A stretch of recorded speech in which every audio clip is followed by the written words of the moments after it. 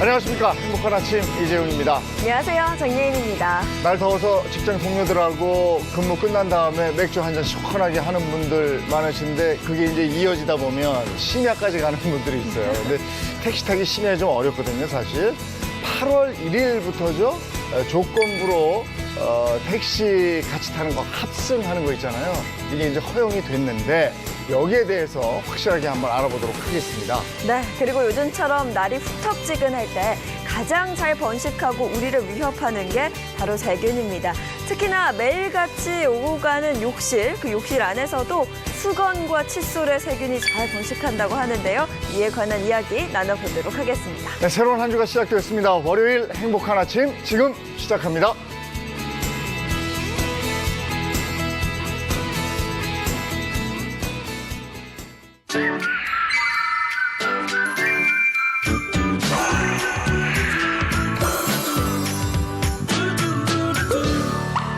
예, 박수유 기자와 함께하는 생활정보 코너부터 가도록 하겠습니다. 얼마 전에 아주 핫한 돈 버는 그런 사이트가 있었다면서요? 네, 휴먼 예금 찾아주는 사이트인데요. 네. 이 잠자고 있는 예금을 찾아주는 아주 고마운 사이트입니다. 이 지난 상반기에 휴먼 예금이 15만 5천여 건, 그리고 금액으로 치면 726억 원이 주인을 찾았다고 발표를 했더니 이 혹시 내 돈도 있을까 하고 사람들이 몰린 겁니다. 저도 혹시나 하는 마음에 들어가 봤더니 얼마나 많은 분들이 접속을 하는지 사이트가 버벅이던데요. 찾았어요, 그래서? 못 찾았습니다. 네. 이게 그럴 수 있는 게 휴먼 예금이라는 게 이 은행에서 예금, 적금, 부금 중에 이 시효가 만료된 돈 중에 이 아직 찾아가지 않은 예금 요것만을 뜻하기 때문입니다. 이 은행 예금은 5년, 그리고 우체국 예금은 10년, 보험은 3년이 지난 후에도 찾아가지 않은 경우에는 이게 진흥원으로 출연이 되는데 이 돈들을 이제 확인할 수 있게 된 겁니다. 네. 제가 얘기를 들어보니까 왠지 제 숨어있는 돈이 한 2억 정도 있을 것 같은데 이거 뭐 그냥 사이트에 들어가면 찾을 수 있는 건가요? 예, 맞습니다. 이 회원 가입도 필요 없고요. 이 온라인 조회로 간단하게 확인하실 수 있습니다. 이 조회는 24시간 동안 간단하게 하실 수 있고 50만 원 이하의 이 휴면 계좌의 경우 잔액을 지급 신청 바로 가능하시고요. 만약에 50만 원이 넘는다면 방문해서 신청하셔야 합니다. 네, 은행에 돈들이 있고 이런 얘기 하다 보니까 생각나는 건데 예전에 저 사회 초년생일 때는요 적금 들고 이러면 기본 한 10% 정도 이자가 나온 것 같은데 요즘에는 이게 너무 적어요. 그러니까요. 예전에 제가 인터넷 찾아보니까 광고에 그 70년대 적금인데 네. 이자가 30%인가 되더라고요. 그래가지고 그 정도는 이게 60회를 이제 납부하면은 네. 60만 원을 넣었는데 이자가 46만 원이란 말이에요. 네. 근데 요즘에는 뭐 이자가 뭐 보통 2%, 3% 이렇게 되니까 진짜 한 30%쯤 되면 진짜 다들 이제 적금하지 않겠습니까? 네, 요즘에는 뭐 대부분 2%, 뭐 많게는 3% 이 정도뿐이 안 되잖아요. 네. 그래서 이제 요즘에는 뭐 이벤트성으로 한 5% 정도 된다. 그럼 사람들 엄청 몰리고 그래요. 네. 얼마 전에도 한 인터넷 은행에서 이제 연이자 5%다 이런 특가 예금 상품을 내걸었거든요. 네. 저도 이게 관심이 가서 네. 한번 해볼까 했더니 그냥 마감이 됐던데 나중에 들어보니까 1초 만에. 그러니까 1분 만에도 아니고 1초 만에 그냥. 제가 그거 알아요. 네? 장혜인 씨하고 커피 마시고 있는데 잠깐만요 선배님. 뭘 이렇게 해. 근데 아이고 마감됐어요. 막. 그러니까. 제가 시작과 동시에 눌렀는데 그러니까. 정말 마감이죠. 1초 만에 바로 막. 그러니까요. 그 정도라니까요. 네, 그 경험이 있어서 마음 한켠이 쓰리는데 사실 요즘에는요 예금 적금 이자가 워낙 낮기 때문에 뭐 주식처럼 투자를 해라라는 이야기도 많이 들었는데 저 같은 경우는 사실 좀 두려워요. 네. 그래서 예적금으로 이자를 좀 톡톡히 받을 수 있는 뭐 그런 방법 없나요? 맞아요. 이게 저축해서 돈 벌기 힘들다는 말들도 많이 나오는데 이게 사실 예금 적금만 잘 활용하셔도 충분히 돈 버실 수 있습니다. 예, 몇 가지 팁 알려드리면요. 우선 주거래 은행을 확실히 정하시는 게 되게 중요합니다. 예금 적금 등록하시고 급여 계좌 등록하시면 예. 금리 우대나 수수료 면제 등 이 각종 혜택을 받으실 수 있습니다. 환전할 때도 좋아요 이게. 예, 여행들 많이 가시는데 그 환전할 때도 이게 도움이 되더라고요. 예, 맞습니다. 그리고 두 번째로 절세 금융 상품을 활용하시면 좋습니다. 혹시 여기서 예금이자에 부과되는 세금이 어느 정도나 되시는지 알고 계신가요? 대박. 예금? 아니, 예금에 근데- 세금이 부과된다고요? 아니 이게 저는 그것까지는 알아요. 한 10%가 넘는 것 같은데. 예. 그렇게 많아요? 아니요, 많더라고요. 네, 무려 맞아, 15.4%. 이래. 야. 굉장히 많네요. 진짜 너무하신 거 아닙니까? 너무하신 거 아니에요? 예, 생각보다 너무 많죠. 네. 예, 이 적금 만기 금액 찾아보면 그래서 예상했던 금액보다 너무 적다는 분들 굉장히 많은데요. 이게 다 이자 붙는 세금 때문입니다. 예. 예, 그래서 요즘 금리가 너무 낮잖아요. 그래서 비과세 상품이나 세금 우대 상품 같은 것들 활용하시면 좀 이득을 보실 수 있습니다. 야, 이 요즘 이자율이 조금 높은 상품 가입해야 되는데 뭐 좀 알려줄 수 있나요? 네, 요새 적금 예금 이자 보통 2, 3%대가 대부분이긴 한데요. 그래도 부지런하게 잘 찾아보시면 4, 5%대 좀 높은 상품들도 좀 찾아보실 수 있습니다. 예를 들어서 모 은행은 얼마 전에 통신사와 손잡고 4%대 상품을 출시하기도 했고요. 네. 또 이게 모든 거래 고객을 대상으로 한 건 아니지만 뭐 첫 거래 고객 그리고 뭐 돼지띠 고객만 대상이다. 뭐 이런 식으로 해서 뭐 거의 5%대 상품을 출시하는 은행도 있었습니다. 네. 보니까 그 예적금을 비교해주는 앱도 있더라고요. 예, 맞습니다. 앱으로 이 시중은행들이 출시한 예금, 적금들 이 한눈에 비교할 수 있으니까요. 그것도 이렇게 비교해 보시면 좋을 것 같고요. 또 요즘같이 달러가 계속 오르는 추세일 때 또 좋은 게 있습니다.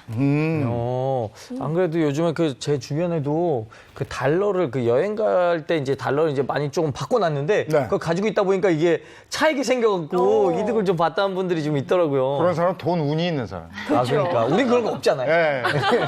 네, 이거 비슷한 것일 수 있는데 달러 예금 통장 만드시면 굉장히 또 도움이 될 것 예. 같습니다. 이게 또 환차익 수익하고 또 이자 수익을 다 동시에 얻을 수 있기 때문에 좀 이득이 더 크고요.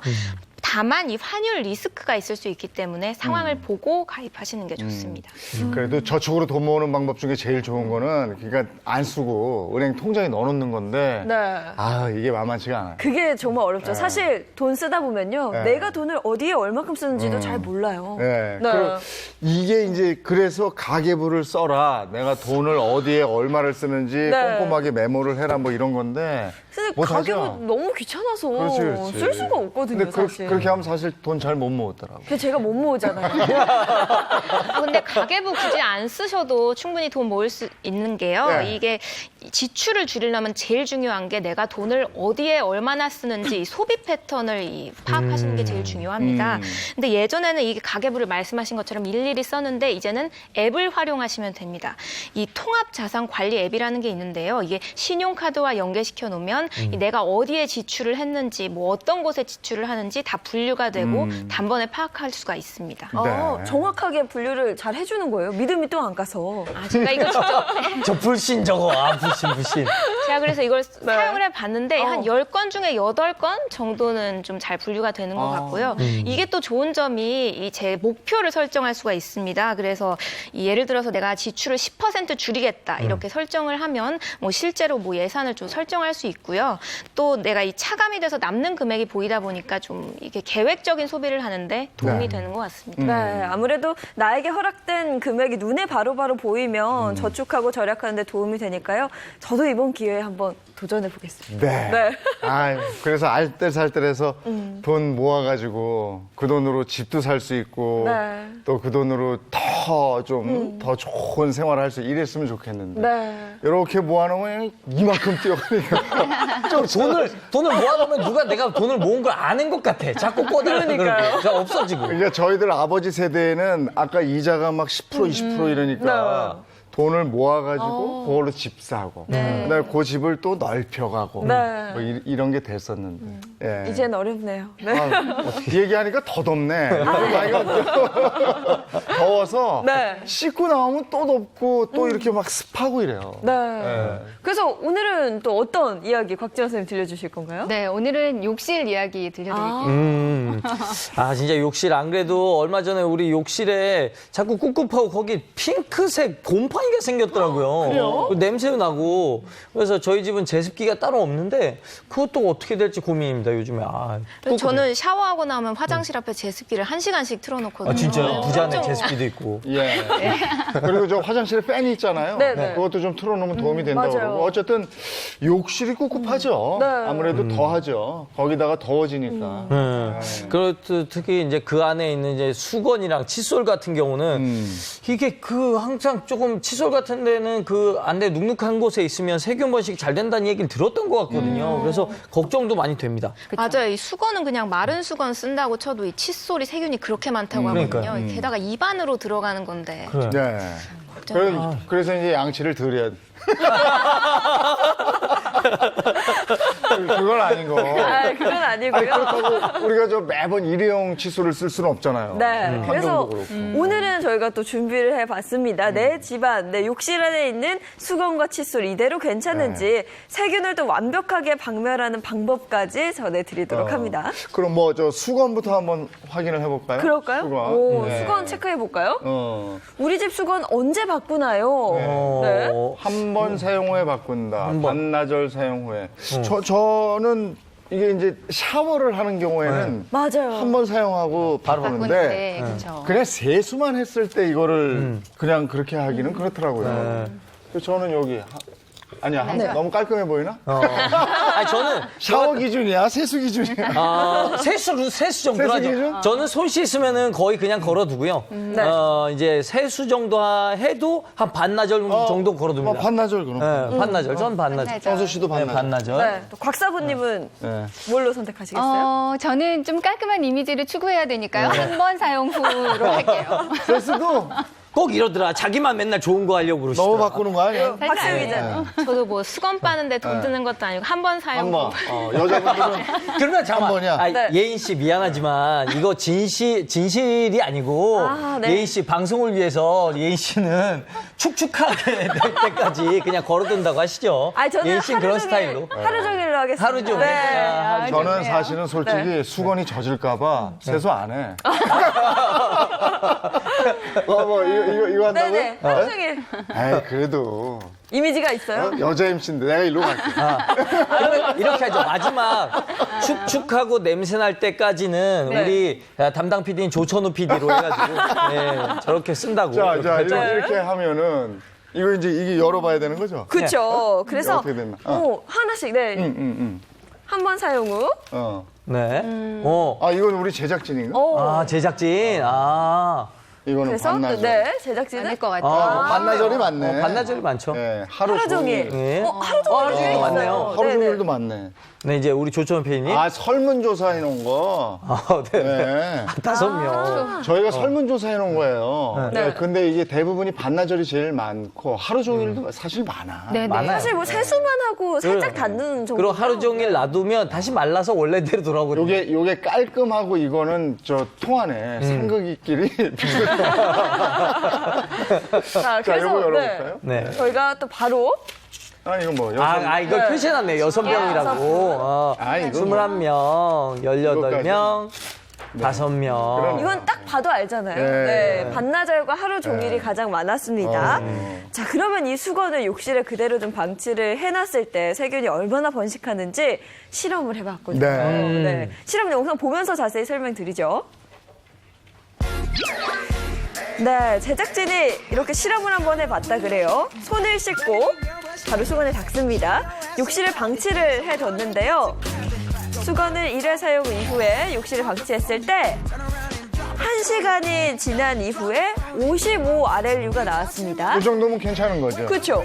그리고 2시간이 지났더니 190RLU가 됐고요. 이제 3시간입니다. 시간이 꽤 흘려 다음에는 362RLU가 나왔습니다. 세균이 계속 번식하고 있다는 거예요. 그죠. 아무래도 시간이 지날수록 네. 수건의 오염도가 증가한다는 걸 또 실험을 통해서 알 수가 있었어요. 이 손만 닦은 다음이었어요. 네. 저기 축축하게 됐을 때는 훨씬 더 할 거고. 정수 씨도 뭘 가져왔다고. 네, 그래서 제가 이제 직접 사용했던 네.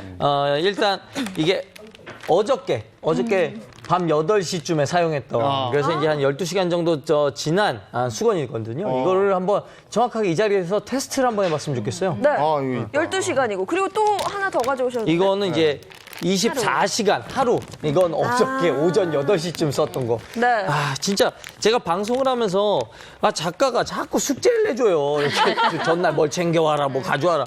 예, 이거 가져왔습니다. 네. 이게 세수한 거? 네, 그렇죠. 이건 세수한 거요. 직접 쓰던 거니까요. 네, 이것도 세수한 거. 어쨌든 근데 24시간 된 겁니다. 아, 이게 12시간이죠? 네. 제가 또 우리 행복한 아침에 공식도 세균 측정 요정 아니겠습니까? 요정이죠. 네. 이게 수건은 어느 한 가운데 부위만 썼어. 쓰는 게 아니라서 네. 네, 제가 전체적으로 한번 측정을 해볼게요. 네. 쭉쭉. 네. 사실 요번에 저희 팀에서 저 세균 측정기를 샀는지 어쩐지 잘 모르겠지만 네. 저거 쓰는 걸 너무 좋아하더라고요. 왜 저걸 하고 있어요? 아, 근데 네. 직접 눈으로 보이니까 너무 네. 좋은 것 네, 같아요. 네, 세균. 해야 되는지. 저게 이제 12시간 된 거. 그 옆에 있는 수건이 약간 색깔이 24시간. 좀 더 진하거든요. 근데 네. 그게 오래돼서 진한 게 아니고 원래 색깔이 다른 겁니다. 이렇게 해서 굉장히 능숙해졌어요. 그러니까요. 누가 보면 간호사인 줄? 많이 늘었죠? 네. 자, 12시간 방치해둔 네. 수건이에요. 얼마나 측정을 나오는지. 해보도록 하겠습니다. 보여주세요. 네, 10초 정도만 기다리시면 나옵니다. 사실 세균은 매일 쓰는데 저희가 몰라요. 그죠. 이 수건이 얼마나 더러운지 잘 모르시거든요. 진짜 나왔습니다. 얼마 나왔나요? 3,106. 우와. 12시간 지난 수건이 3,106. 3,106이면 이게 굉장히 심각한 수치 아닌가요? 엄청나죠, 엄청나죠. 그렇죠. 굉장한 그 수치고요. 공중 화장실을 한 1000 정도로 보면 돼요. 아, 진짜요? 네. 볼까요? 저 제 얼굴 닦은 건데요. 이제는 이게 이제 24시간 하루. 지난 거? 네, 네. 24시간. 예, 24시간. 또 측정을 해볼게요. 정부 권고 공중 위생 권고치가 400RLU라고 하거든요. 네. 그런데 우리가 집에서 쓰는 수건이 3,106이 나왔다는 건 9배. 어우, 8배? 네. 아니, 그게 아니라 장애인 MC가 너무 세게 긁는 거 아니에요? 좀 세. 좀 세게 해갖고 나온 거 아니야? 아, 네. 아닙니다. 이렇게 측정을 자, 이거 감사합니다. 하기로 했기 때문에 자, 이제 하루 네. 24시간 세균 측정 보여드립니다. 야, 역시 근데 곽지연 씨가 역시 살림 전문가네요. 이거 갖고 왔더니 여기서 개구 있어요. 바로 개구 아니, 근데 있어요. 냄새는 좋거든요. 아직까지. 네. 24시간 쓴 건데도. 비누 좋은 거 썼겠죠. 네. 7,060이 어? 지금 보이세요? 하네요, 진짜. 거기서 2배 이상이 또 올라가는군요. 네. 근데 24시간이 되니까 하루가 지나니까 저 정도 수치까지 올라갑니다. 네. 근데 우리는 사실 집에서는 무시로 그냥 이렇게 수건 걸어놓고 있거든요. 그럼요. 전날 썼던 거 그냥 다음날 아침에 쓰거든. 네. 그것도 가족들이 다 번갈아 쓰거든요. 그러니까요. 근데 지금 여름이고 욕실은 더 습하다는 거죠. 네. 네. 저 이게 용산역의 공중화장실 네. 변기 수치가 951 RLU라고 하는데 이게 어. 좀 차이가 저 굉장히 마음이 씁쓸하네요. 왜 굳이 내 거 갖고 오라 그래가지고. 근데 오염된 수건. 근데 저는 이거 쓰고서는 건강히 잘 지내고 있거든요. 저 피부 좋은 편이고요. 이게 문제가 있습니까?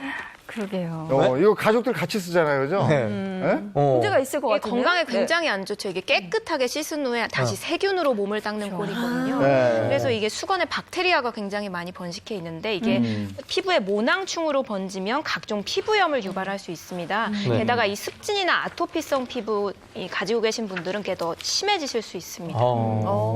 이게 심각하죠. 우리 사용한 수건을 욕실 안에 두면 안 되겠네, 이거를. 근데 그 무슨 방법이 있을까, 그러면? 그러니까요. 그럼 근데 어떻게 해요? 간과하시는 게 있어요. 뭡니까? 이렇게 사용한 것도 저렇게 어마어마하게 수치들이 나왔잖아요. 네. 세균 네. 수치가 많이 나왔는데 또 문제의 수건이 욕실 안에 있거든요. 뭡니까? 무슨 수건이요? 샤워 타월 같은 거. 샤워 타월도 문제긴 하죠. 왜냐하면 네. 샤워 타월도 워낙 네. 그 재질이 약하다 보니까 계속 축축한 상태로 있잖아요. 네, 거기도 굉장히 세균이 잘 번식할 수 있습니다. 근데 샤워 타월 말고도요. 또 문제의 수건이 있는데 뭘 것 같으세요? 발 닦는 거? 발 닦는 수건. 타월 아니야? 때타월? 때타월. 때타월? 그럴 수도 때타월. 있는데요. 사용하지 않은 새 수건이요. 새 수건이요? 네, 사용하지 않았는데 어디에 주로 보관을 하세요? 그 욕실에 이렇게 천장 같은 사물함 거. 같은 거 있어요. 문 닫아놓는 거. 거기에다가 넣어놓죠. 그렇죠. 그러니까 네. 저도 거기다 빼곡하게 이렇게 넣어놔요. 맞아요. 그리고 또 이게 매듭 부분이 안쪽으로 들어가지 않으면 혼나거든요. 그래서 매듭 부분 안쪽으로 있어요. 대부분 그렇지 않나? 매듭 부분 정말 살림하는 남자 네.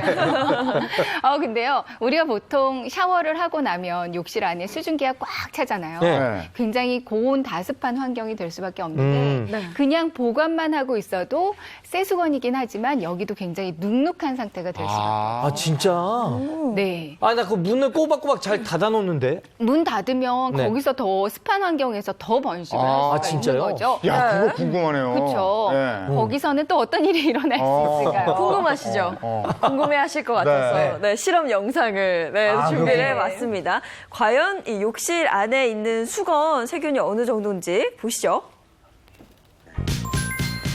자, 욕실 그래, 안에 저렇게 돼 있어. 보관한 수건의 세균 수치 살펴보도록 하겠습니다. 천장에 그냥 보관을 했는데요. 네. 192 RLU가 나왔어요.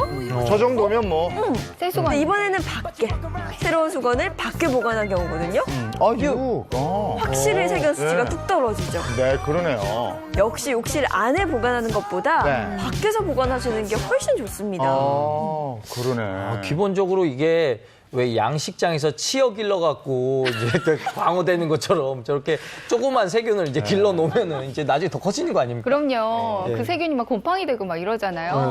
그러니까 이제 수건도 새 수건이라고 해도 이제 욕실 안에 축축한 욕실 안보다는요 통풍 잘 되고 좀 건조한 욕실 바깥에 보관하는 걸 좀 추천드리고 싶어요. 요게 좋긴 한데 아까 뭐 3,000도 넘었는데 뭐 까짓 거 162.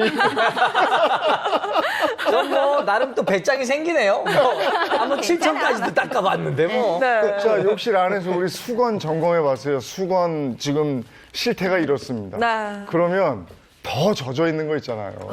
우리 항상 사용하는 네. 칫솔. 칫솔. 야, 이거 겁나는데. 칫솔은 좀 진짜 무섭네요. 야, 이거 어떻게 됐을까요? 걱정이 예, 되네요. 맞습니다. 이 실제로 한 방송에서 이 세균을 측정을 해봤는데요. 네. 가정용 변기나 스마트폰보다 칫솔에서 훨씬 더 많은 세균이 검출이 됐습니다.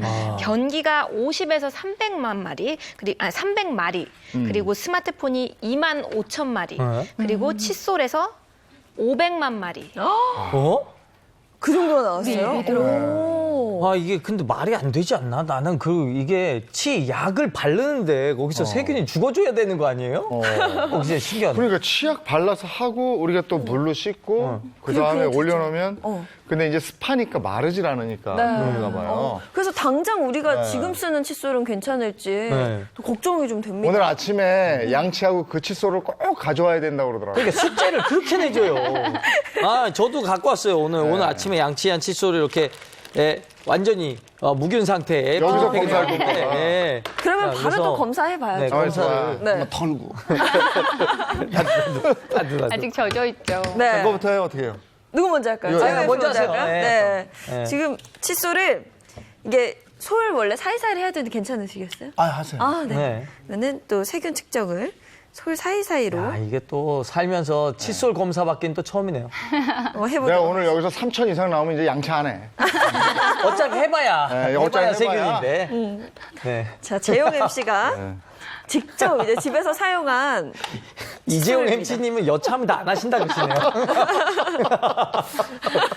3천 이상 네. 나올 것 같아요. 아, 뭐 어떻게 무서워. 왠지 느낌이 살짝 무섭긴 한데 4초?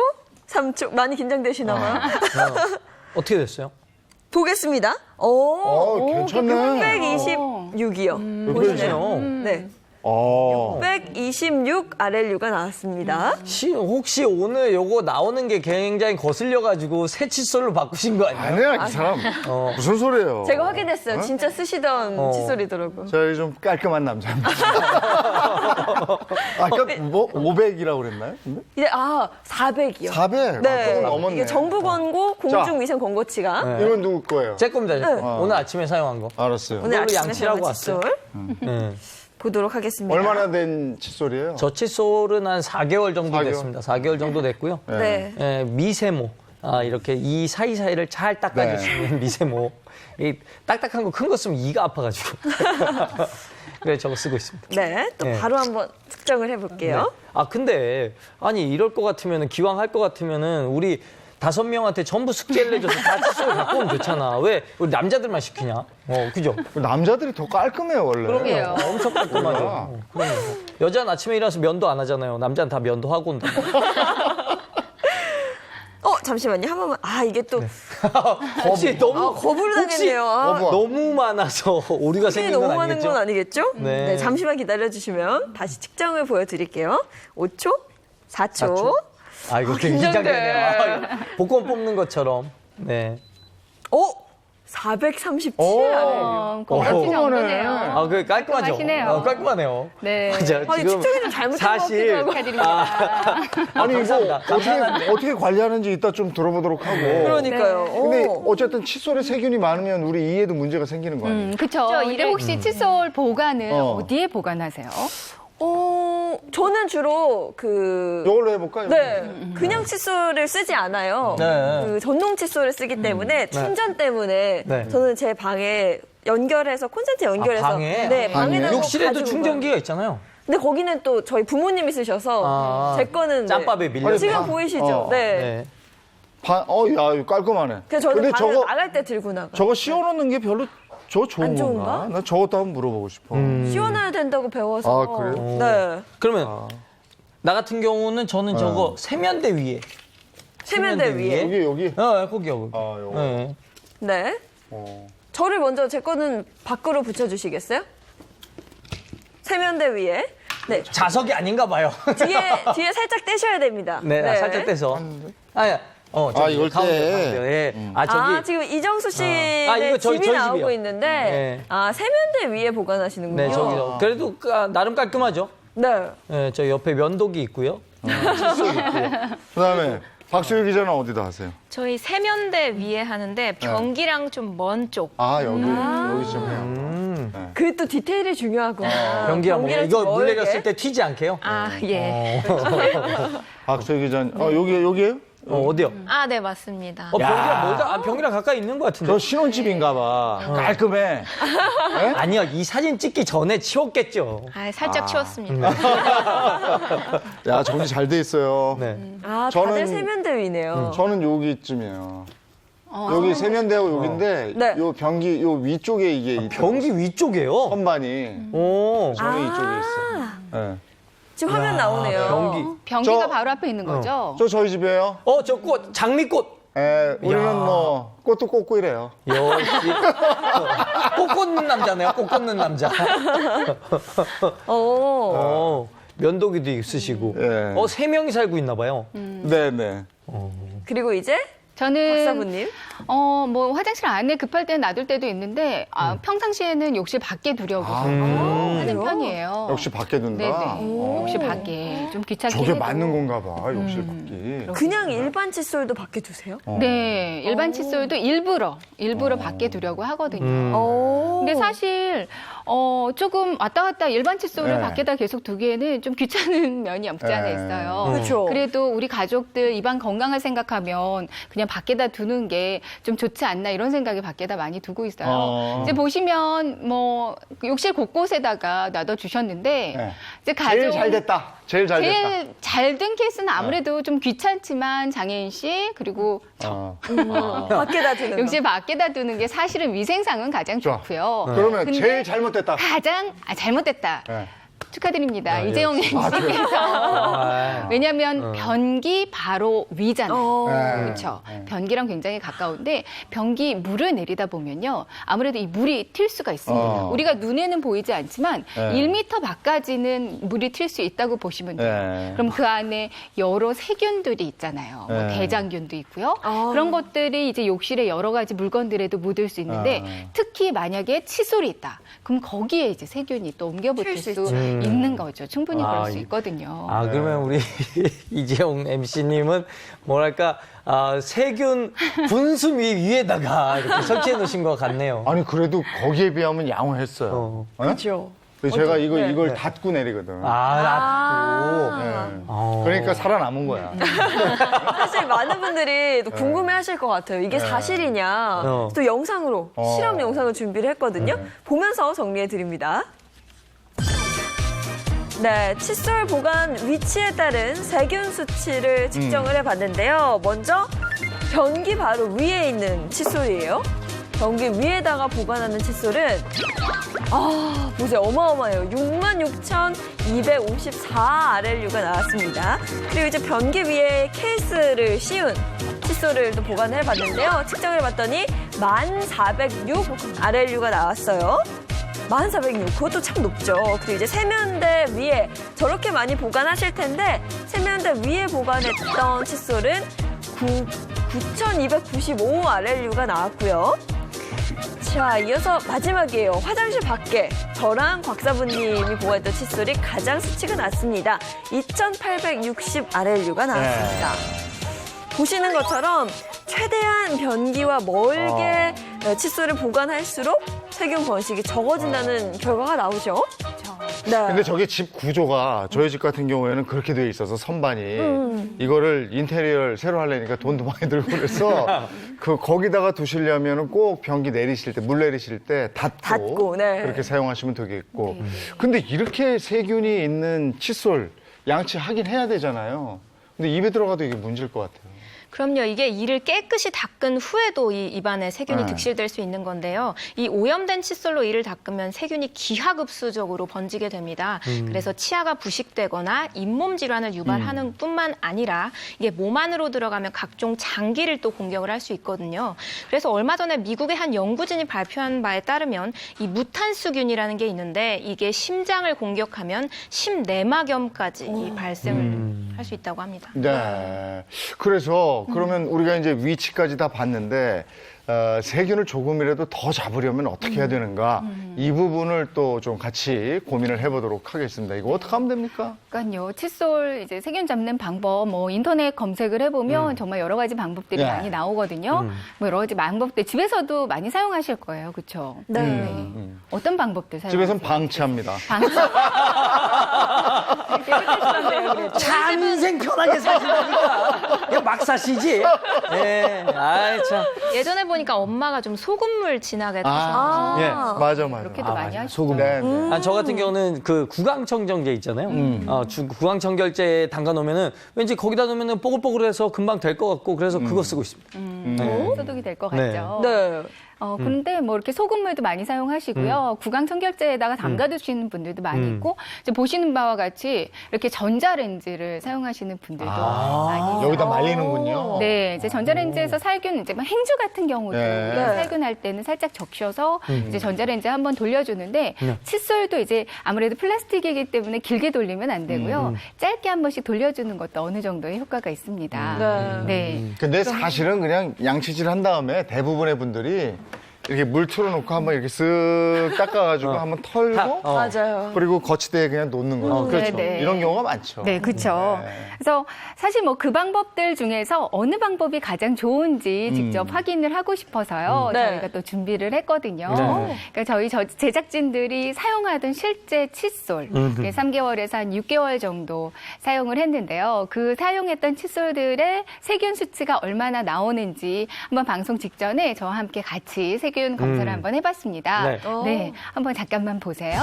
네, 열심히 칫솔을 하고 계시죠? 매일 보는 양치를 하고 계세요. 사람들이네요. 열심히들 하고 있네요. 한 3개월에서 6개월 정도 사용한 칫솔을 수거해서 세균 측정을 한번 해봤는데요. 보시면 맨 처음에 6,482 RLU 나왔고요. 그리고 18,809 뭐야. RLU 나왔습니다. 누구 거야? 16,050 RLU가 나왔네요. 많이 넘어. 저거 많이 넘었어요. 사무실에다가 두고 쓰는 칫솔인 것 같아요. 그렇죠. 그런 것들이 아무래도 좀 심할 수밖에 없거든요. 관리가 전혀 안 되는 거죠. 네. 이거 세척전 수치를 적어놔야 되는 거 아닙니까? 예. 빨간 건 얼마였나요? 어디 소금물에 할 거. 네, 아까 빨간 게요. 16,050. 네. 16,050이요. 50 RLU가 나왔고요. 네. 그리고 이제 구강세정제에다가 넣을 거는 18,809. 네. 18,809. 800. 나왔고요. 야, 이건 너무 세. 네, 그리고 또 전자레인지가 6,489. 6,482. 그래도 나름 네. 녹색 칫솔 누구 건지 모르겠지만 상태가 괜찮네요. 네. 네. 어우, 이 중에서 괜찮은 거지. 이건 뭐, 양치하지 마세요. 한번 해볼까요? 네, 그 아까 전에 정말 제작진들이 직접 사용했던 그 칫솔들이 네. 여기 있어요. 보시면 이거는 제가 이제 구강청정제에 한번 넣어보도록 넣어주시고요. 하겠습니다. 이 빨간색을 저희가 소금물에 한번 넣어볼게요. 그리고 이게 녹색이 전자레인지 전자레인지. 안에다가 넣겠습니다.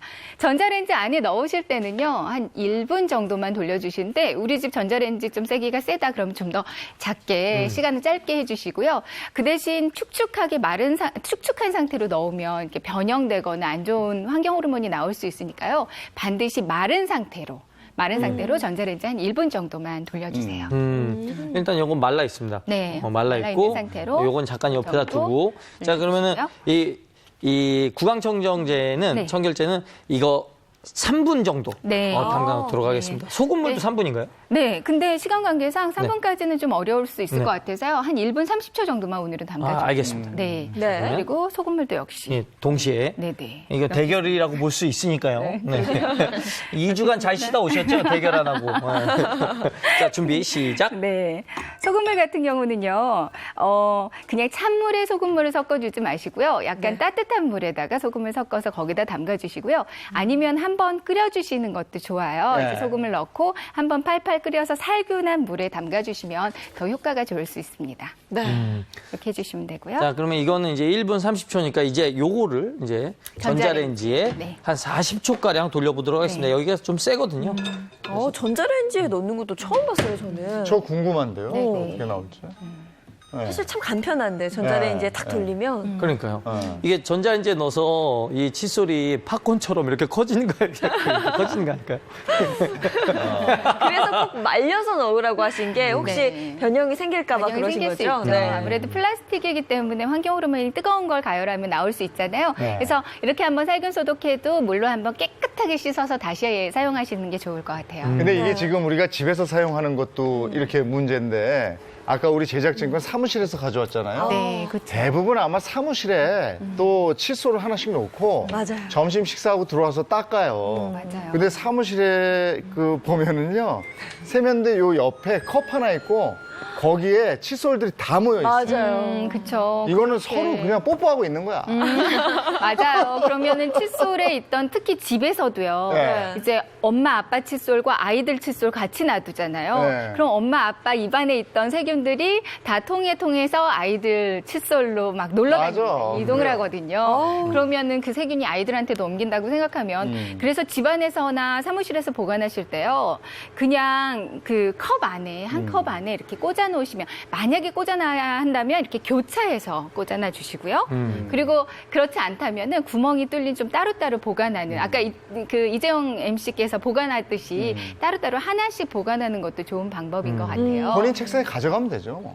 그렇죠. 네. 그러기도 하고 가끔 이제 칫솔질 하다 보면 굉장히 그 묻어 있죠. 얘들 특히 아이들 칫솔하고 양치질하고 그러면은 아이들이 그 다음에 깨끗하게 헹구지 않거든요. 거품이 좀 그대로 잘 닦아야 묻어있어요. 돼요. 네. 그렇죠. 그래서 그것도 반드시 닦으실 때도 양치질을 하신 다음에요. 이제 엄지손가락을 이용해서 칫솔모를 깨끗하게 안에 이물질이 그 치약 잔여물이 남아있지 않게 네. 반드시 깨끗하게 이제 헹궈주시고요. 그 다음에 탁탁 털어서 마른 수건에 한 번 더 말려서 그 다음에 마른 상태로 보관해 주시는 게 좋습니다. 네. 아까 전에 칫솔 살균기 쓰신다고 하셨잖아요. 네네. 칫솔 살균기도 이제 많이들 쓰시는데 그것도 마찬가지로 관리가 잘 안 되면 굉장히 그 안에서 세균 번식이 쉽거든요. 그래서 칫솔 살균기를 쓰신다면 베이킹소다로 일주일에 한 번 정도는 반드시 세척을 해줘서 관리를 한 다음에 사용하시는 걸 추천드려요. 이거 아까 말씀하셨던 그 거품이 그대로 남아있는 칫솔이거든요. 근데 지금 멀리서 보여서 잘 안 보이시겠지만 이 사이에 거품이 막 그대로 굳어가지고 막. 이게 치약 잔여물이거든요. 네. 이게 이대로 하얀- 하면 이 안에서도 정말 세균이 많이 생길 수밖에 없습니다. 네. 그리고 술 마시고 들어와서 너무 피곤하니까 술김에 그래도 양치는 해야 되겠어서 네. 한 다음에 대충 이래놓고 가서 다음날 아침에 또 하면 세균 그냥 들어가요. 아, 맞아요. 그리고 거의 뭐 그 술 먹고 들어온 날은 꼭 남의 칫솔을 그렇게 쓰더라고요. 남의 칫솔 쓰고. 그 어떻게 보면 좋은 걸 수도 있어요. 네. 평상시 요즘 우리 부부들 뽀뽀 많이 안 하거든요. 그런 식으로 해도. 예. 그래서 저는 항상 아이들 칫솔은요. 네. 아이들이 이렇게 대충 닦은 다음에 놔두잖아요. 그러면 틈틈이 가서 한 번씩 그래, 씻어서. 그래줘야 되겠네. 네, 그리고 대한치과협회에서 이제 추천한 그 방법 중에 하나는 그냥 차라리 비누칠로 닦은 다음에 네, 그 정도로까지 비누칠로 닦은 다음에 깨끗이 헹궈서 말려서만 놔둔다면 그 방법이 더 좋을 수도 있다고 그렇게 추천을 하더라고요. 네. 아, 근데 이거 우리 1분 30초만 담그기로 했는데 됐어. 너무 말이 길어진 거 아니에요? 제대로 한 3분 한 담겨. 3분 담근 것 같아요. 네, 한번 볼까요? 네. 저는 이거 꺼내고요. 물로 한번 세척을 하죠. 네. 네. 물에다가 전자레인지 깨끗한 들어간 물에다가. 것도 되지 않았나? 네네. 자, 꺼내보도록 하겠습니다. 깨끗한 물에 세척을 했어요.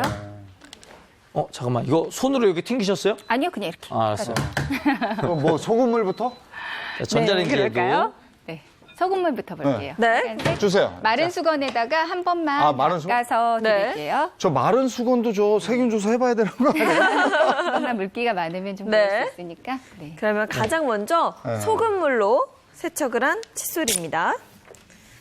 아, 이럴 때 가장 긴장돼요. 사실 우리 둘이 거를 아까 아침에 사용을 가져왔잖아요. 네. 근데 그 수치보다 여기서 높게 나오면은 저희가 굉장히 난처하거든요. 아니 근데 수치가 워낙에 높았어. 네, 진짜 높죠.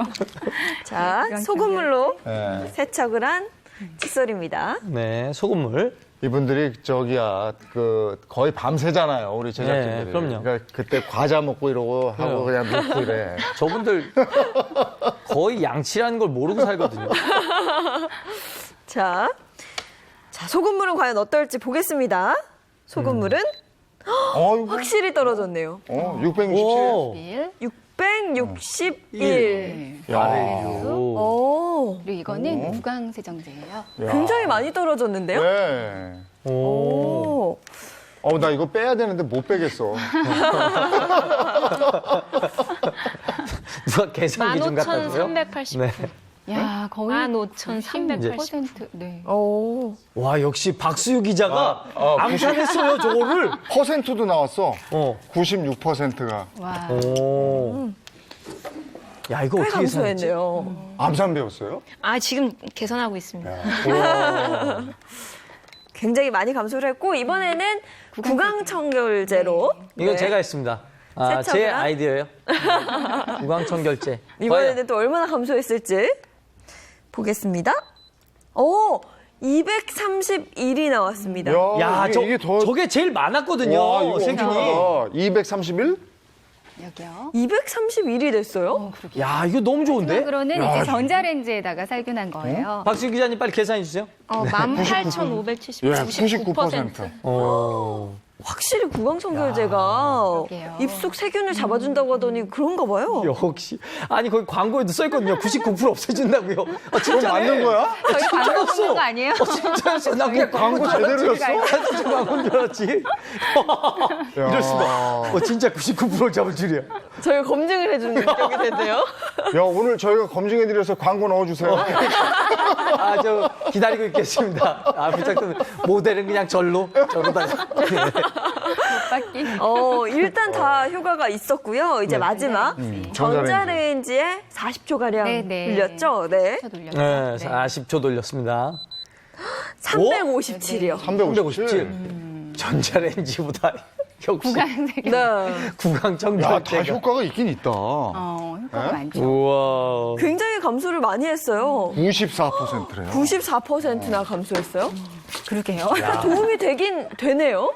구강세정제가 가장 효과가 있었지만, 네. 아니, 이 정도면 어느 걸 사용해도 괜찮아.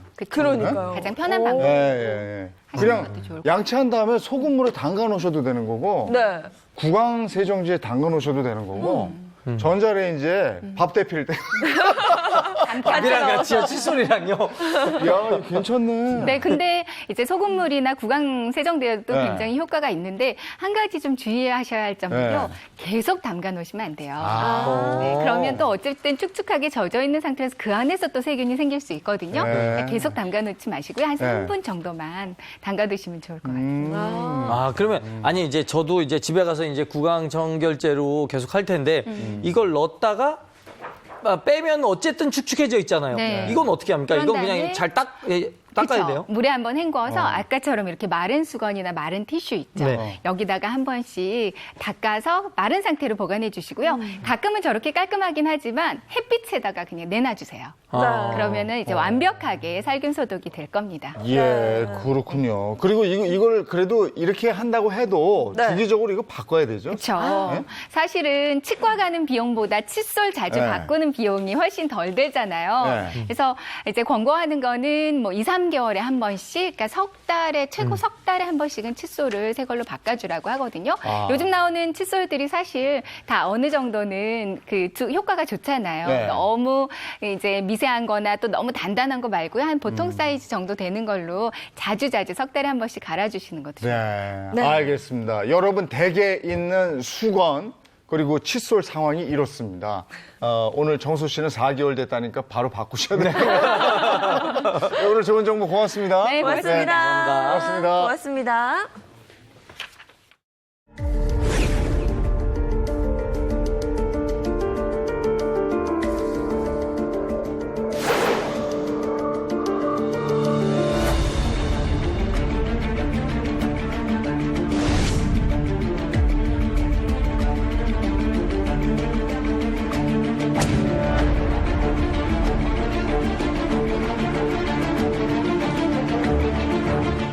네, 지난 8월 1일부터 택시 합승이 조건부로 허용이 됐어요.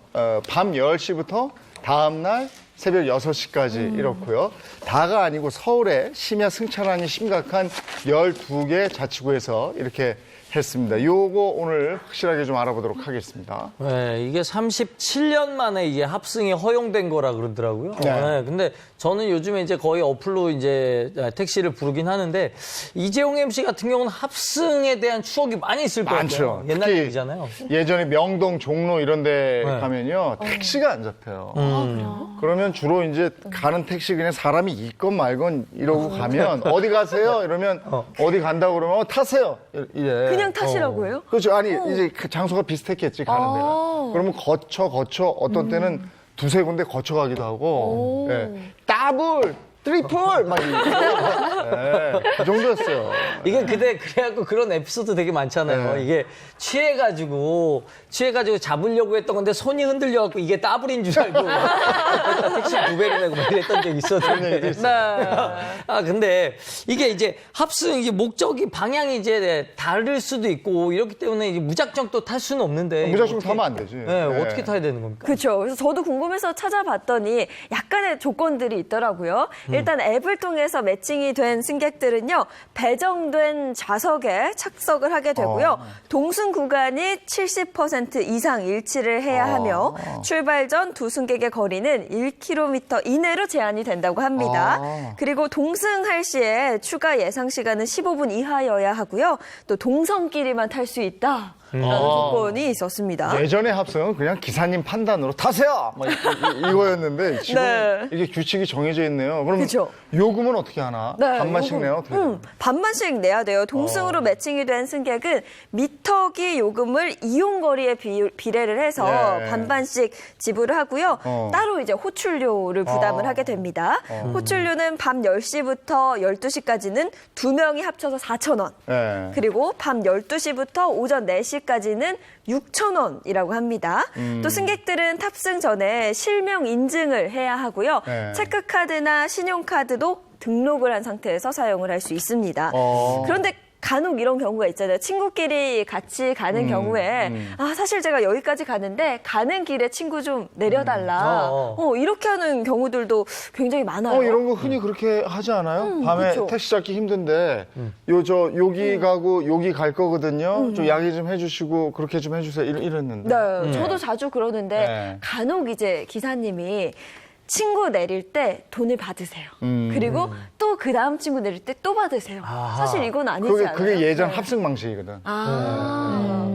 이런 경우에는 승객이 자발적으로 합승을 한 경우잖아요. 네. 이럴 때는 최종 목적지까지 갔을 때 그 요금 한 번만 이제 청구를 하시면 됩니다. 그죠. 그러니까 그때마다 이걸 구간별로 나누어서 또 요금을 징수하는 것은 부당한 운임을 청구하는 행위로 이거는 부당한 것이고요. 그리고 승객들이 자발적으로 이렇게 합의해서 합승하는 경우에는 이건 뭐 합법적인 것입니다. 네. 예전 합승할 때는 요금을 네. 그 지난번에 여기 갈 때 얼마 내셨었어요? 왜냐하면 메탈을 또 꺾지 않기 때문에 그런 식으로 해서 중간에 내려주기도 하고 먼저 내리고 그 요금을 낮게 부르면 되는 거 아니에요? 아니 근데 대충 알죠. 어느 정도 나오는지는. 그래서. 네. 그래서 달리다가 내리는 수가 있어요. 근데 택시 타고 이랬다가 좀 당황했던 기억 같은 거 있어요? 아니, 저는 이제 아파트가 이제 신규 아파트여서 그 택시 기사분들한테 어느 아파트요 이름을 얘기하면 잘 모르는 경우가 있어요. 그래가지고 이제 근데 얘기를 이제 얼추 설명을 드리면 거기 하면서 그냥 가세요. 그래가지고 제가 그냥 내비게이션 찍어서 가시죠. 그랬더니 안다고 그렇게 가셨는데 딴 데야. 그래가지고 결국에는 돌아서 가가지고 한 5천 정도 더 나온 경우가 있거든요. 굉장히 기분 나쁘고 애초에 찍었으면 되는데. 네. 그래서 이제 5천 같은 경우는 또 이게 아까워서 어떻게 다시 돌려받고 싶은데 이 방법이 있나 싶어요. 그런 거 방법 있습니까? 어떻게 해야 돼요? 예, 방법이 있고요. 그리고 일단은 이런 상황에서는 굉장히 당황도 하게 되고 긴장을 하게 돼서 대처를 하기가 좀 어려울 수 있어요. 이럴 때는 지자체나 아니면 서울시 같은 경우에는 다산 콜센터에 신고하시면 되는데요. 반드시 기억하셔야 될 게 영수증을 받아주셔야 됩니다. 왜냐하면 신고를 하실 때 이제 어떤 구간에서 내가 탑승을 했고 원래 걸리는 시간이 얼만데 시간이 굉장히 오래 걸렸다거나 아니면 거리가 굉장히 많이 걸려서 비용이 많이 청구됐다라는 거를 증명해야 되기 때문에 네. 승하차 시간, 승하차 구간, 그리고 그 비용 이 부분을 전부 입증을 해야 되기 때문에 영수증이 필요하고요. 개인 택시 같은 경우에는 1544-7771 네. 이 고객 불편센터에 그 신고를 접수하는 곳이에요. 여기에 연락을 하셔서 그 부당한 요금에 대해서 신고를 하시면 되고 네. 법인 택시의 경우에는 그 법인 택시 회사로 직접 연락을 하셔서 부당한 요금에 대해서 설명하시고 돈을 돌려받으실 수 있습니다. 근데 이때 돌려받으시는 건 전액이 아니고요. 원래 그 곳을 운행할 때 나올 수 있는 평균적인 금액과 내가 지불한 요금의 그 차액입니다. 부당운임 부과했을 때 법적으로는 어떻게 처벌돼요? 네, 이거는 제재가 있습니다. 택시 발전법이라고 있는데요. 부당운임을 요구했을 때 네. 그래서 그 요금을 받은 경우에는 100만 원 이하의 과태료가 부과가 되고요. 그리고 3번 이제 이런 부당한 운임을 이제 받게 될 경우에는 그 횟수에 따라서 점점 더 과태료가 또 증가됩니다. 아까 그 차액만큼 돌려받는다고 그랬는데 돌려받는 기간은 좀 걸리죠. 그래도 요즘에는 굉장히 빨라진 편이에요. 그래서 계좌번호로도 이렇게 입금을 받을 수가 있습니다. 근데 이런 거 이렇게 법적으로 해결해야지 네. 간혹 가다가 택시 기사분한테 막 욕하고 물리력을 행사하고 이런 분들이 있는데 이런 경우에는 승객이 처벌받을 수 있는 일이죠. 물론입니다. 어떤 상황에서도 폭력은 정당화될 수가 없습니다. 그래서 이렇게 운행 중인 운전자를 폭행하거나 협박한 경우, 그리고 택시 같은 경우에는 운행하고 있지 않더라도 이제 승객을 태우거나 내리기 위해서 승하차, 정차하는 경우, 이때에도 폭행하거나 협박하면 5년 이하의 징역 또는 2천만 원 이하의 벌금형으로 처벌될 수 있습니다. 그렇군요. 어떠한 이유에서도 폭력은 안 됩니다. 그런데 저도 한번 욱했던 경험이 사실 있어요. 그래요? 제가 웬만하면 욱 잘 안 하잖아요. 아니, 약간 그 숨겨진 그 다혈질 본능이 있을 줄 알았어요. 제가 택시를 탔는데 민방위 훈련에서 교통통제를 한다고 하는 거예요. 그래서 그냥 멀뚱멀뚱 택시에 네. 이러지도 못하고 저러지도 못하고 앉아있는데 미터기 요금은 계속 올라가고 제가 한마디도 못하고 다 내고 내렸거든요. 그러네. 이것도 좀 다시 받을 수 있는 방법이 있어야 되는 거 아닌가요? 네, 그 민방위 훈련 등으로 인해서 정차가 되어 있고 네. 운행을 할 수 없는 경우, 이 경우에는 사실 당당하게 미터기를 멈춰주세요라고 요청을 하셔야 됩니다. 그런데 사실 이 상황은 택시 운행하시는 그 기사님 입장에서도 답답한 상황은 마찬가지예요. 네. 그러니까 법적으로는 사실 이런 것이 부당한 요금 청구에 해당할 수 있기 때문에 미터기를 정지해야 되는 게 맞지만 조금 더 친절하게 고생 많으시죠? 이렇게 말씀하시면서 이거는 이제 법적으로도 부당한 운임이 될 수 있으니 미터기를 멈춰주십시오라고 해서 그 부분에 대한 요금은 제외하고 네. 정상적인 운행이 가능한 부분에 대해서만 요금을 내시면 됩니다. 그렇구나. 이게 말이 굉장히 중요한 게 느낌이 어감이 네.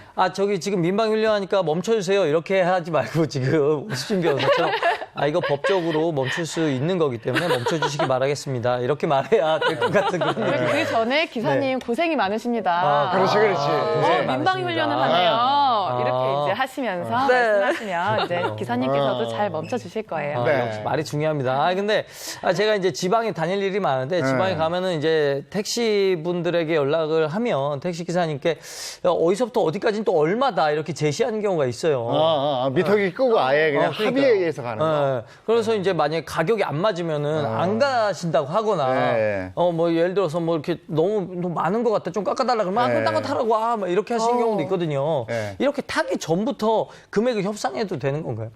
일단 결론부터 말씀드리면 법제처에서 이제 법령 해석을 하잖아요. 택시 발전법상 어떤 운임이 신고가 되는 운임이 있는데 승객이 사전에 합의를 해서 뭐 동의를 했다 그래도 마찬가지입니다. 미터기를 끄고 합의된 금액으로 운행하는 것 자체가 부당 운임에 대해서 해당이 되기 때문에 부당한 것입니다. 즉 위법이라는 건데요. 사실 이 부당 운임에 대해서 신고를 하거나 이제 그럴 경우에 그 기사님께서 굉장히 난처하실 수 있겠죠. 어떤 경우에는 승객이 오히려 더 기사님 여기 얼마 정도에 가주세요라고 요청을 하는 경우도 있을 수 있는데 법제처의 해석에 따르면 이것이 부당한 행위라는 것입니다. 그러면 이제 요금 협상이 안 돼서 기사님께서 전 못 갑니다. 그러면 이런 경우도 승차 거부에 들어갑니까? 물론입니다. 승차 거부에 해당될 수 있는데 일단은 그 전에 요금 협상을 하는 것 자체가 지금은 위법하다는 법령 해석이 있으니까 그것부터 주의하셔야 되겠고 그런 끝에 이제 못 가겠다라고 얘기하시면 승차 거부에 해당이 되는데 최근에 굉장히 기준이 강화됐어요. 승차 거부를 3번 할 경우에 적발되면 면허가 취소됩니다. 그러니까 굉장히 이것도 이제 기사님께는 큰 불이익이 될 수 있으니 조심하셔야 되고 과태료도 100만 원 이하로 부과될 수 있습니다. 그러니까 승객분의 입장에서도 그 요금을 협의하는 행위를 경각심을 가지셔야겠습니다. 사실 저도 목적지가 가깝다는 이유로 승차 거부를 여러 번 또 당했던 기억이 있는데요. 이럴 때는 어떻게 신고를 하면 되나요? 네, 이 경우에도 그 택시 면허를 발급하는 곳이 지자체인데요. 지자체에 관할 부서에 신고를 하거나 서울의 경우에는 다산 콜센터 120번이에요. 거기에 이제 신고를 하시면 되는데 승차 거부를 당한 그 상황에 대해서 이제 신고 접수하는 게 굉장히 어려울 수 있어요. 왜냐하면 보통 여기 가주세요 했는데 안 갑니다. 쌩 하고 이제 택시가 가버릴 수 있잖아요. 그러면 나는 전에서 신고하려고 하는데 그거에 대한 증거가 아무것도 없단 말이죠. 그래서 보통은 승차 거부를 당하는 경우가 이제 예약이 아닌데도 예약 등을 켜놓고 좋은 손님을 고르시는 경우, 뭐 그리고 이제 제가 택시에 타서 바로 행선지를 말씀을 드려야 되는데 그때 이제 거부하는 경우가 있으니까 이럴 때 이런 조짐이 보이면은 그 상황을 녹음하시거나 증거를 좀 만들어 두시는 게 신고에는 굉장히 도움이 됩니다. 그렇군요. 그러면 이제 예약 등 켜고 이렇게 조금씩 예약등 키웠으면 그냥 쭉 가야 되는데 가면서 계속 어디요? 아니 또 가다가 또 어디요? 이렇게 물은 걸 이제 촬영해 놓으면은 된다는 거죠. 예, 맞습니다. 그런데 승차 거부에 해당되지 않는 경우들도 많아요. 그래서 그런 예외의 경우를 알아두셔야 되는데요. 먼저 대표적인 것이 통합사업구역인 곳이 있어요.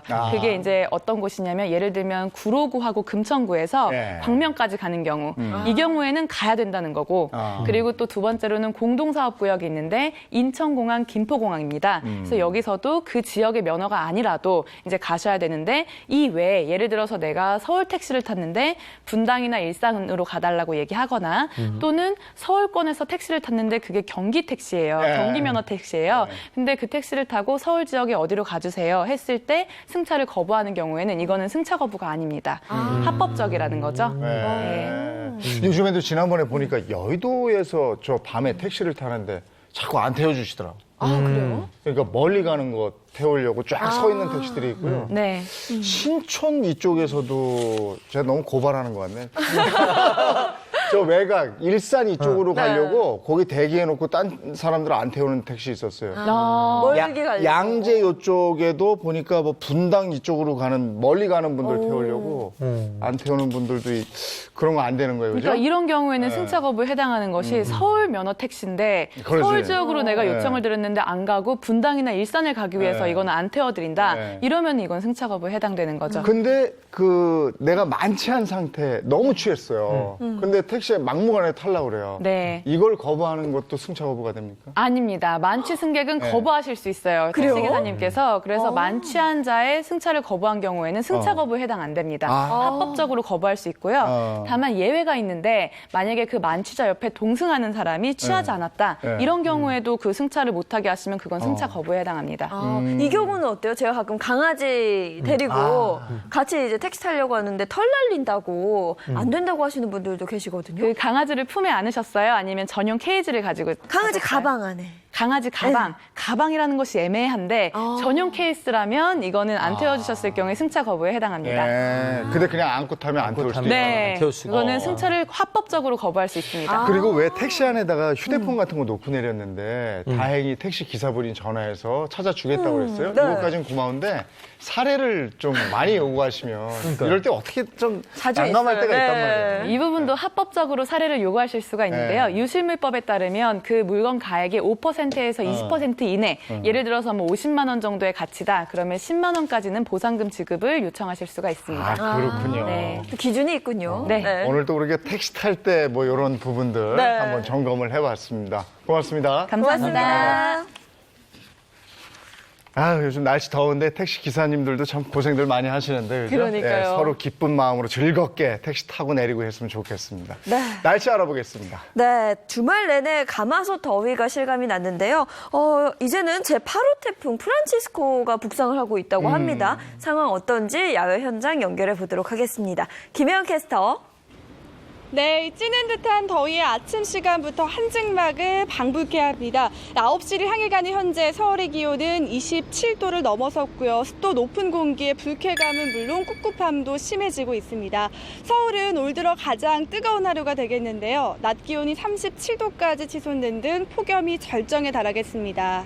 일부 동해안을 제외한 전국 대부분 지역에 폭염 경보가 내려진 가운데 서쪽 지방을 중심으로 35도를 웃돌아 푹푹 찌는 가마솥 더위가 이어지겠습니다. 뜨거운 열기에 대기가 불안정해지면서 오후부터 밤 사이 중부에 소나기가 지날 텐데요. 5에서 20mm 정도로 많지 않지만 돌풍벼락과 함께 짧은 시간 강하게 쏟아질 수 있습니다. 휴가철을 맞아 야영 계획 있으신 분들은 주의하시기 바랍니다. 한편 한반도를 향해 북상 중인 태풍 프란시스코는 일본 가고시마 남동쪽 해상에서 북서진 중입니다. 예상대로라면 내일 오후 제주 동쪽 해상을 지나 밤엔 남해안에 상륙하겠고요. 이후 내륙에 진입해서 충주를 지나 속초를 빠져나갈 것으로 예상됩니다. 태풍의 영향으로 내일 남부지방부터 비가 시작되겠습니다. 모레는 전국으로 확대되겠고요. 비가 내리며 폭염은 잠시 주춤해지겠습니다. 이런 가운데 제9호 태풍 네끼마가 어제 오후 필리핀 동쪽 해상에서 발생했습니다. 대만 동쪽 해상으로 이동할 것으로 예상됐지만 아직 발달 초기이기 때문에 조금 더 지켜봐야겠습니다. 태풍의 영향으로 강원과 충북 영남 지역은 시간당 20에서 50mm 이상의 폭우가 쏟아지겠습니다. 미리 주변 점검 철저히 해주시고요. 실시간 태풍 정보를 자주 확인하시기 바랍니다. 지금까지 상암동 DDMC에서 날씨였습니다.